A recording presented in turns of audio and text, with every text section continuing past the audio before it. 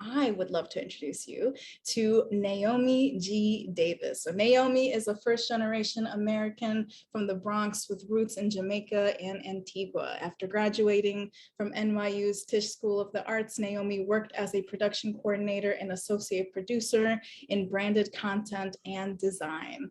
Naomi's pivot to scripted television has brought her into many creative projects, including The Get Down, The Marvelous Mrs. Maisel, Dash and Lily, and NBC's The Endgame, where she wrote episode 106, Judge, Jury, and Executioner. Naomi's next project is the animated action adventure Splinter Cell, coming to Netflix in 2023.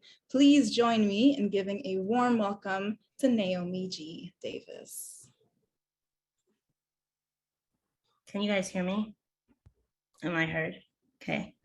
Hello, welcome. Thanks for joining. I've been worried that no one would show up, so thanks for the people who are here. Can we move to the next slide? Okay, so I'm going to talk a lot about what it's like to be a professional TV writer. And for me, it started as an assistant. I was a writer's PA on The Get Down, and then I was a writer's assistant on The Marvelous Mrs. Maisel, and I'll talk about what that means in different rooms, etc. Then I was a writer on an unproduced season of Dash and Lily season 2. And then the thing about Dash and Lily is I got that job because I'm a New Yorker and I'm a New York kid. So, and actually I got Maisel too because I'm a New Yorker. Amy was like, oh, New York girls are so strong. And then she hired me. So I got hired on both these shows because of my background identity. And then for the Endgame, I got hired specifically because me and my boss gelled really well. Like he liked my script that he read, and then he gelled really well with me. And then Splinter Cell is coming out next year, and it's by the guy who wrote John Wick. So the reason I got hired on that is because another one was because of our personality melds. So when you're a professional writer, what really happens is that you not only is your writing something that you sell, but your background, your character, who you are is something you sell. And I'm going to talk about that today. Okay, so my first question, let's start with opening lines, as everyone calls it. My first question is, who is your favorite fictional character and why? Mine is the Joker, and it's because he's a maniac and not any of the movie ones, the comic book Joker. And what is a specific trait about you that would be interesting in a fictional character's backstory?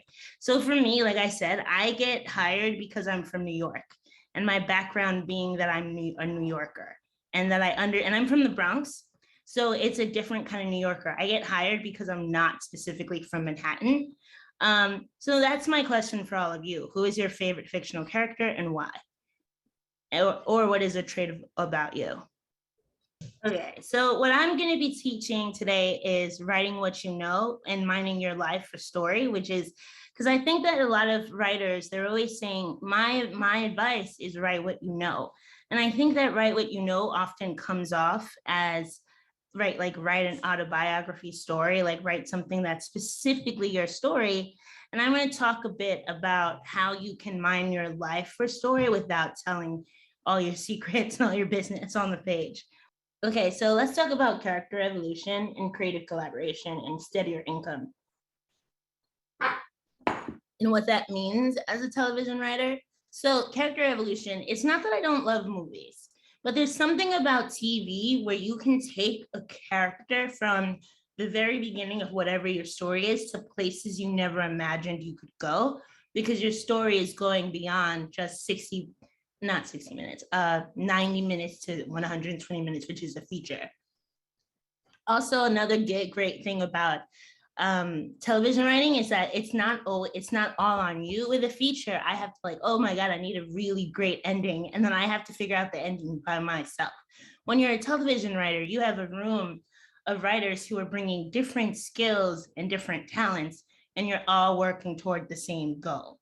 Steadier income, there's just more TV shows and more work in TV than there is in film. So if I'm writing a feature, it's all on me to sell that, and it's all on me to figure it out. But if you're on a TV show, you can work for several different showrunners.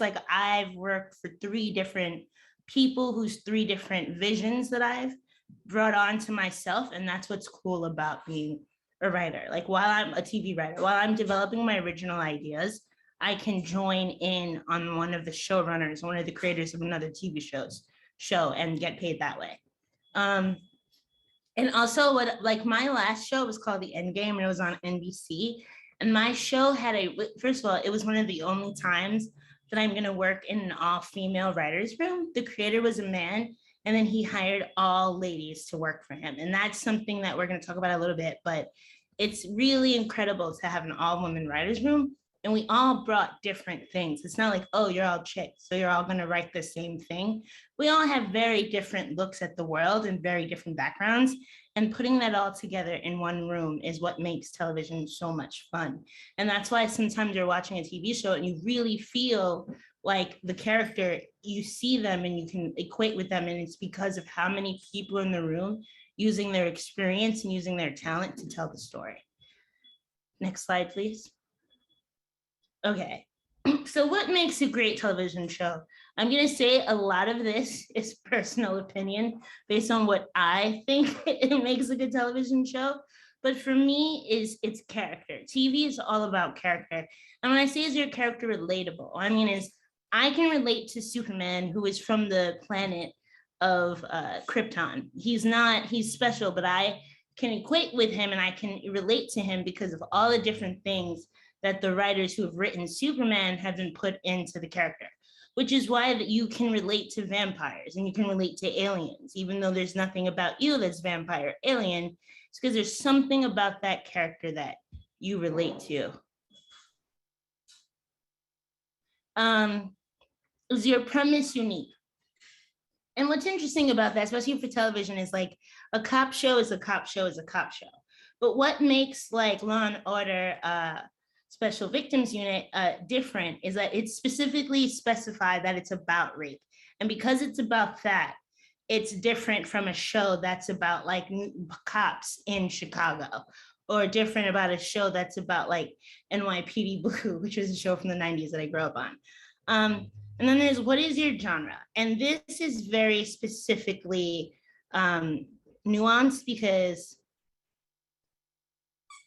sorry, I was just reading the chat. Because genre used to be very specific. It used to be you either write a half-hour comedy or you write an hour-long drama, or you write animation, which is a children's field.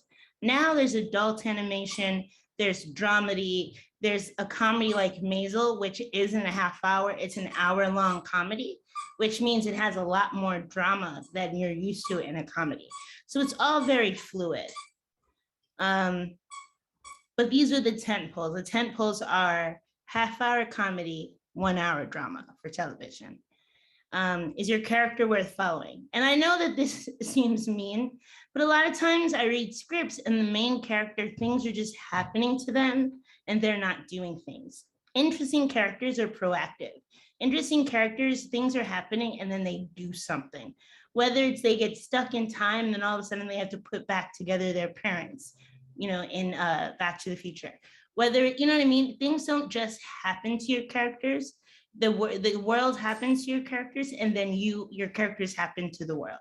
It needs to be a two-way street. And is it really a TV show? This happens to me all the time where I'm like, oh, I have this great television show idea. Sorry, that squeaking is my puppy. Don't know how loud it is to you guys. But a lot of times I have an idea and I'm like, this is a great idea, but then there's nothing beyond that initial concept. There's nothing beyond like, oh, this person, place, and thing, and it doesn't have, yeah, she's got, and it's, I'm gonna pull her up here so you guys can see her. She's a corgi. Sorry, she's really cute, so it's easy to get distracted. It's completely okay. So it's like, is your concept something that can go beyond in 2 hours? Can it go into 8 to 24 episodes? Can it go into multiple seasons? And that's what's really important about TV. When you talk to producers and you're trying to sell a show, the first thing they ask is what's next? And there better be an answer or you don't have a television show. Okay, next slide. Bang Bang, do you want to come and so people can see you? Okay, so what we're going to do today is learn about a log line. And a logline is a short summary or description of a movie or TV show or podcast. That's a new thing that everyone's running around with these days, podcasts. And loglines, they distill the important elements of your show. It's about your main character, your setup, your central conflict, and your antagonist. It's clear and concise. I'm gonna read the slides because it's just so, like, if I explain these things, I'm gonna ramble. Bong bong, come bong soon. I'm gonna get her over here. Okay, so log lines are basically an elevator pitch, is what they would tell us in film school. It's like if you get on an elevator with Steven Spielberg and you only have until he gets off on the 12th floor, what are you going to say to him about your idea to get Steven interested? And that's what a log line does. It like gets you interested in the creative concept of your idea. Next slide. Okay, so every logline has to have this basic structure, which is when, which is the inciting incident. It's usually what starts the story. It's usually like an alien fell from the sky. It's the first thing that happens in your story. Then it's like a character or a type. It's basically like, who are we following in this inciting incident? Who is it happening to? And because this happened to them, what is their objective? What do they now have to do because of this inciting incident? And then of course there's some, you need to put in some stakes as like a hook. It's like, it's not just that you're traveling through space, it's that you got stuck in space and someone has to come and get you. You know, it's that sort of thing that keeps you going. Bong Bong, do you want to come up here? Okay, next slide. So even though, yes, I'm a TV writer, it was just so much easier to explain it for movies. And an example of, we've all hopefully seen Toy Story. If you have not seen Toy Story, stop what you're doing right now, leave, get on Disney Plus and see Toy Story, because I don't know what's going on with your life if you haven't seen Toy Story. That's right, I'm judging you. A cowboy doll is profoundly threatened and jealous when a news to spaceman figure supplants him and a top toy in a boy's room. See, with that, you're like, what? A toy? And a spaceman, a cowboy, like, what is this about? And it makes you want to know more about Toy Story. Then there's Jaws, which is a movie that I didn't see until I was like 20 and in college. And it was an experience because I saw it in a movie theater, 35mm film. What an experience. So when a killer shark unleashes chaos on a beach community, a local sheriff, a marine biologist, and an old seafarer must hunt the beast down before it kills again. So what's good about this logline is, and you don't know a single character, you don't know their name, you know kind of what their jobs are, and you're like, okay, so a sheriff has to hook up with a marine biologist. It's sort of like, what is this movie? And it makes you pick up the script and makes you think about like, where could this go if they're just trying to hunt a shark? You think that that's just like a one act structure. Sorry, this dog likes to play with her toys. She has like, and she's running around. Next is WALL-E, which is a great Pixar film. I'm actually really obsessed with Pixar, so there's going to be a lot of Pixar references. In the distant future, a small waste collecting robot inadvertently embarks on a space journey that will ultimately decide the fate of mankind. Okay, so this is really great about WALL-E, right? Because when you think about WALL-E, you don't think about the deep, like, you know, he gets into this by accident, like he meets a girl, and it's like, what isn't, it's a robot. And this really sells you on like, what could this possibly be? And it makes you pick up the script. So then there's logline versus tagline. And what you probably know of is a tagline. It's what sells the already produced film or TV show or project. So a logline that we talked about before is just a short description of project's premise used to attract producers or agents to a script. So your logline can have spoilers. It can have the twist of your first act in it. A tagline, on the other hand, cannot. Okay, a tagline has to just get the audience into seats. It just has a witty slogan, a dramatic statement used to advertise a finished film to the audience, a finished project to the audience. It's what gets you to click on the trailer and things like that. Okay, so a pilot logline. Okay, So this is the Wilds, and what came. I apologize for this because I know an executive producer on the Wilds, and I was like, oh, I'm gonna get the secret log line, and it actually isn't that different from the tagline. But anyway, The Wilds is about a plane crash that maroons a group of teenage girls on a deserted island. Little do they know the crash was not an accident. They've just become the subjects of an elaborate social experiment. So the tagline for it is: a group of teens must survive after a plane crash leaves them stranded on a deserted island. The girls tell their stories to investigators who slowly piece together what's happened to them. And what you'll see in the differences of this is like the pilot didn't go into the details of like, oh, they're investigators, all of these things. It's like, just, the show is about a social experiment, and that is what you tell the producers, while the audience just needs to know that the girls have a story to tell. And I highly, highly suggest The Wilds to anyone. Yeah, Sia is saying it, and Sia loves it, and Amina, everyone knows. Yeah, The Wilds is a great show. I highly recommend it. Next slide. If we have time, we can watch this, at least the beginnings of the trailer, just so we can see what that. I don't mean to say that what happened wasn't traumatic. To end up where we did, in the middle of nowhere, completely cut off from the lives we left behind. That brings us to the real question, doesn't it? What was so great about the lives we left behind? I feel broken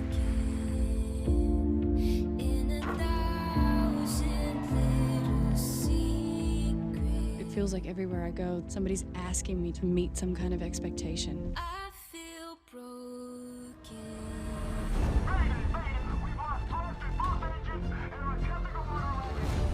We are stuck here. It's the 21st century, okay? They will find us. My life is out there 1,000,000 miles away. There was trauma. But being a teenage girl, that was the real living hell. Death and I love this show. And I think there's another show that's similar called Yellow Jackets. But Yellow Jackets is more about like, what if a tragedy like this happens to humans? While The Wilds is specifically like, what if this happens to teenage girls? And that's why I really enjoy it. And it's also one of the most diverse casts I've ever seen. So it's like, if I'm watching it, I didn't have to like pick just the black. I'm like, oh, there's the black girl, that's who I picked. No, because there was 2 Native American girls and 2 black girls and a Pakistani girl and things like that. So I love The Wilds. Highly recommend, even though I'm not related to it at all. The next slide, please. So the Endgame, I'm very related to. And the pilot logline that I read that got me interested in the job was: a recently captured brilliant mastermind orchestrates a number of coordinated bank heists for a mysterious purpose, while a principled, relentless, and socially outcast FBI agent works to fulfill her ambitious plan. And with that, you hear little details about the character that's not really needed to sell the show. You hear like, okay, so the FBI agent isn't just an agent, she's an outcast. Why? Makes you pick up the script. Okay, mysterious purpose. Why is so many bank heists? It makes you pick up the script. Now, the tagline that was on IMDb was: a sexy, twisted heist show on how far some people will go for love and justice and the most valuable commodity in the world, truth, which is a really sexy way of selling the show. Next slide, please. So this is the end game. You can watch a little bit of this trailer. I have a story to tell you. Have I got your attention?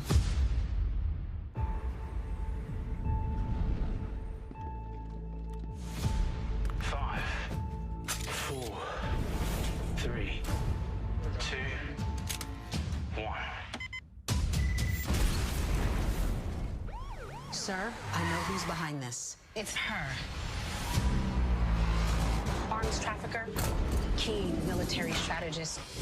She runs an international organization of soldiers for hire, loyal to no country. Ms. Fedorova, you were brought here to discuss 105 criminal charges against you. I can't wait. You worked so hard to know me, but you know nothing. Our bank just got hit by 6 gunmen. They sent a message. Bow to the Queen. Bow to the Queen.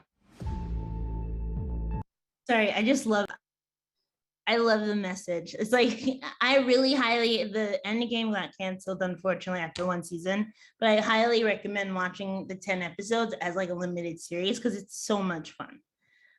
Next slide, please. Okay, so we're going to talk a little bit about the foundations of a writer's room, because what people don't realize is that there are, like, everyone thinks of a writer for TV as a staff writer, but what a staff writer is the entry-level position of a writer's room for a writer. It's the first level, it's where you start. Then you go up the chain, and it's story editor, executive story editor, associate producer, co-producer, producer, supervising producer, up the chain until you get to be an executive producer. Sorry, there's a question. Is this a writer's room page about just TV shows, or also just TV shows? Movies, even though you see a million names sometimes on really big movies, a movie is usually written by one person or a writing team. A television show, because it's usually 8 to 24 scripts, you're not putting all those scripts on one writer. So usually you have like the huge creator name, that's the showrunner, the executive producer. So that's Shonda Rhimes. Shonda Rhimes is not writing every single script of Scandal. She may write the first script and maybe the last script of each season, but then all the other scripts are written, hopefully, by other writers. But movies do not have writers' rooms. So what you'll see, if you're on a really good show and you're in a really good writer's room, these titles are only for the contract. It's something business affairs decides. It's about how much money you get paid. But if you're in a really good room, best idea counts, or best idea wins. So it doesn't matter if the idea is coming from the writer's assistant or if the idea is coming from an executive producer, your idea should count. So on the Endgame, I was a story editor, which is bottom level. But like I'm going to talk about today, I got a lot of stories in because it's not about what your level is or what your job title is, it's about what you're bringing to the room. But these are the official titles. So if you watch a TV show, you're going to see supervising producer, co-executive producer, and they are more than likely writers in the writer's room. Next slide, please. Okay, so this is going to be interesting because we have some technical issues. So the writer's room is what we call the place where writers convene to break story. And breaking story is coming up and brainstorming and coming up with the tale or the story of the season or the show. So you're bringing in multiple minds. And the reason why I'm talking about individuality and mining your life for story is because the way that I have put my resume together is not just based on my script that I wrote, which I think is good, my sample, but it's also based on what my package is as a writer. So there's that I'm a Black woman, so that's something in me. I have bipolar disorder, so that's something that I deal with. Like I said before, I'm from New York. I'm a first generation American, so I understand immigration at a level that someone whose family who's been here for hundreds of years doesn't understand. I'm really into genre. That's a part of my package. The fact that I'm a genre writer on top of a regular drama writer. I am not a comedy writer. I cannot write a joke to save my life. People are always like, you're so funny, you must write comedy. No, I do not. I'm a drama writer. And all these things about myself are the things that have built me as a writer in television. Not just the pages that I've written, but also the things that I bring to a story. So for the Endgame, it's set in New York. One of the main characters is a Black woman. One of the characters is stylish as hell, and I think that I have a very unique style. So these things all came together for the writer's room. And so for the thing that I really brought to the room, I was hoping that I could show it to you guys, but I'm not sure if I'm going to be able to. But the thing is, like, on my first day of being in the Endgame writers room. I looked at that trailer. We actually got to see the first episode. That's something that you get to see. And when you join a show, usually what happens when a show is produced, usually the pilot, AKA the first episode, is written, it's produced, the network looks at it and goes, okay, this seems like a show. And then they give it a season order. And when you get a season order is when you start hiring your writers and the team that's going to put together the story. And so for the Endgame, what they had was a produced pilot. So I read the pilot, which was mostly that trailer that you guys saw. So the whole like her in the blue dress, all that kind of stuff. So the first thing I asked, as someone who's like, my whole thing as a human is I never want to look like anyone else. Like if I leave the house and someone has my hair, someone has my clothes, I feel very upset. So something that I said to my boss on the first day of the Endgame was, what's going to happen with her blue dress? Because if you wanted to break me, you would put me in Prison Orange. That would break me. But if you wanted to have a really cool character, you would truly have her wardrobe be it. So something that I wish that we could show the clips, but something that I was going to show you is my question of what are we going to do with the dress? And me saying the way to break me is to take away my wardrobe. Began a series of pitches, not just by me, but by the room, that started a story for one of the main characters, Elena, where she, part of her heist is that she does this elaborate setup where the FBI thinks that she's listening in on their cars. So they do a sweep of their cars and they find a trunk, and the trunk is her wardrobe. So she has basically set up that this is going to be a 10 episode, a 10-day heist, and she is going to look amazing in every day of this heist. And I'm going to steal the shared screen for just a second. And I cannot do it again. I don't know why I can't share the screen. So I'm just, so never mind. I'll send it in an email later. I wanted to show how Elena's wardrobe became a character on the show. And even fans of the show were putting together GIFs and things on Tumblr that were just about her clothes. And I thought that was really cool because it started for me as just what are we going to put her in? Is she going to be in Prison Orange for the rest of the season? The second thing from the Endgame writers room that my individuality brought to the room was when I was young, I dated the same boy through elementary school, middle school, and high school, dated the same boy. And so I had this backstory with this person where we grew up together. And part of something that happens on the Endgame show is that Val, who's the FBI agent, her personal life gets pulled in to the bank robbers heist. So we find out that her husband, the cop's husband, has been working with the bank robbers for 2 years and she had no idea. And for me, I was like, why is she not leaving this man? I was just like, I believe in Black love, but I was just like, why do we have her standing by her man? And so what I pitched was this whole idea that like, what if her mom died? And when her mom died, she wanted to go out and get the guy who killed her mom.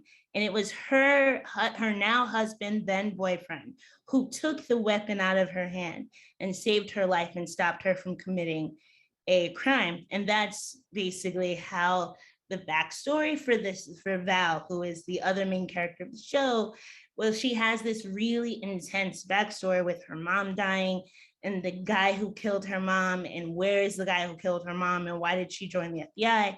And that all came from me being like, the only way I could believe she would stay with this husband is if they have a backstory so strong that what's happening right now could never break it.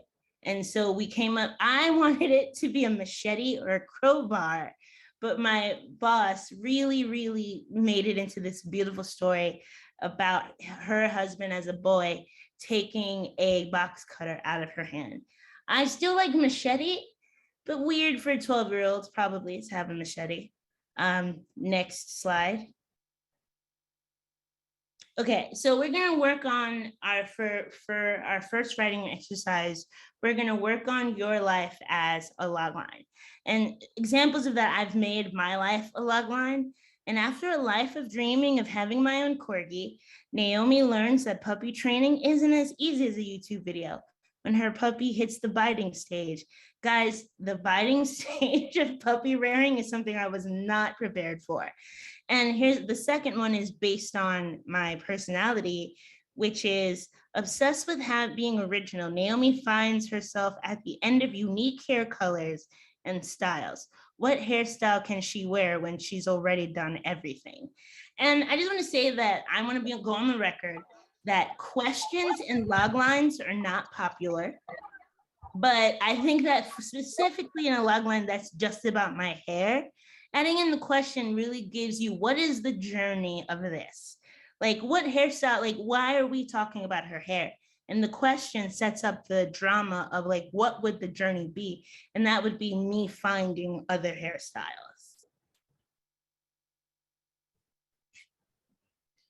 Awesome. So we're going to take a few minutes, if we go back one slide, just to get some writing time. So you're writing a long sentence. Once you have your long sentence, feel free to pop them in the chat. So we'll have a brief share out afterwards.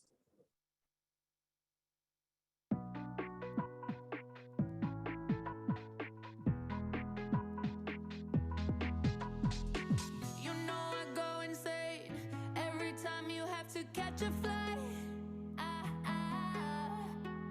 can I take you to the airport? Make out under the bathroom lights. Put your lips on my lips. I'll remember your kiss on the nights when I miss you. Something I can't forget when I'm restless in bed. Yeah, you got me obsessed. Oh, don't you leave me this way. Won't you wait? You know I need you to stay. Don't make me beg for you, 'cause I'll beg for